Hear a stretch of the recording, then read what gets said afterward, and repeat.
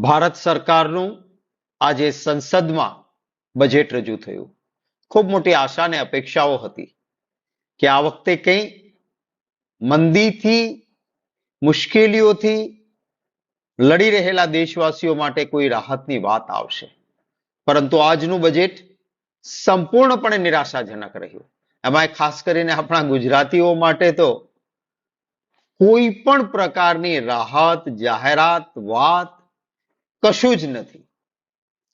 ખરા અર્થમાં જો આ બજેટ જોઈએ તો માત્ર થોડા ઘણા શબ્દોની સજાવટ એ બિહાર અને એકાદી નાની જાહેરાત ઓરિસ્સા માટે અને બાકી આંધ્રપ્રદેશની બધી જાહેરાતો છે.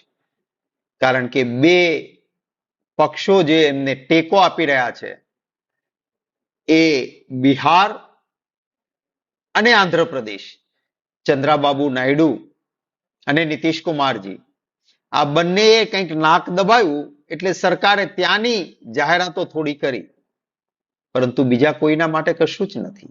આ એ જ ભારતીય જનતા પાર્ટી છે. એના ચૂંટણી ઢંઢેરામાં કહ્યું હતું કે કરનું માળખું એ સાચા ટેક્સ પેયર્સ એટલે કે જે પગારથી પૈસા લઈને ભરે છે એમના માટે ખૂબ મોટું છે અને માટે 10 લાખ રૂપિયા સુધીની વાર્ષિક આવક સંપૂર્ણ ઇન્કમ ટેક્સ કે કરમાંથી મુક્તિવાળી હશે.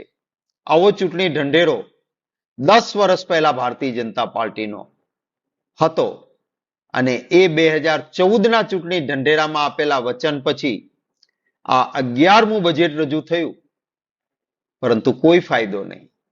જે પગારથી લઈને જીવન ચલાવનારા વ્યક્તિઓ છે એને 10 લાખ સુધીની માફી આપવાની હતી, કોઈ ફાયદો નહીં.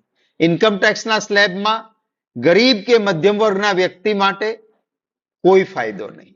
નાના લોકો માટે કોઈ રાહત નહીં.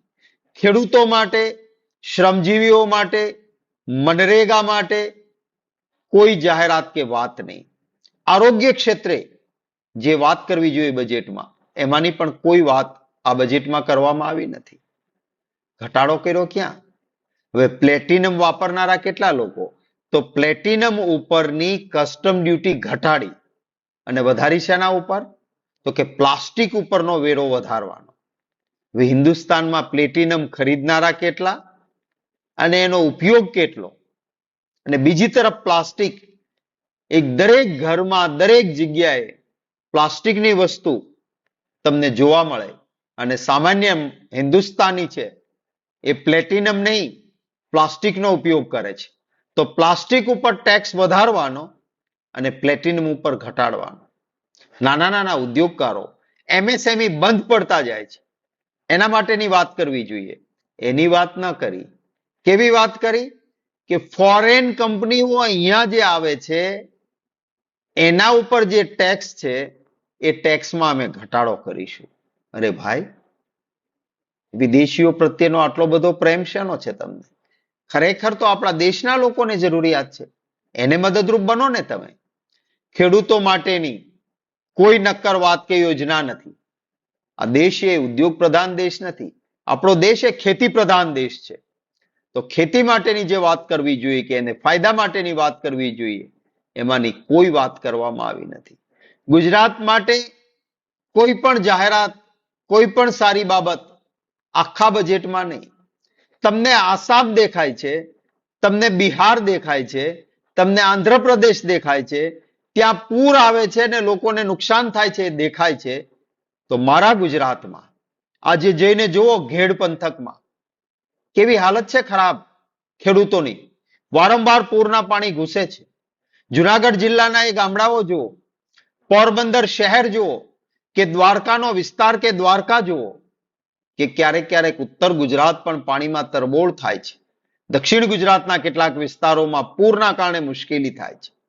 તો તમને બીજા બધા રાજ્યો માટે આ વાતની ચર્ચા થઈ, તો ગુજરાતના ઘેડ જેવા વિસ્તારો અથવા વારંવાર પાણીના પૂરથી તારાજ થતા વિસ્તારો છે એના માટેની જાહેરાત ન હોવી જોઈએ બજેટમાં? કોઈ પણ વાત નથી કરવામાં આવી. જે પોતાના સાથીઓ છે ને બિહાર અને આંધ્રપ્રદેશ, એને લોલીપોપ જરૂર આપી છે, પરંતુ એમાંય નક્કર વાત તો નથી જ. ત્યારે આ બજેટ સંપૂર્ણ નિરાશાજનક છે. કોઈ પણ સારી બાબત એવી નથી કે જે બાબતથી સામાન્ય નાગરિક, આમ ગુજરાતી કે આમ હિન્દુસ્તાનીને ખુશી થાય, એવી એક પણ વસ્તુ આમાં કહેવામાં નથી આવી.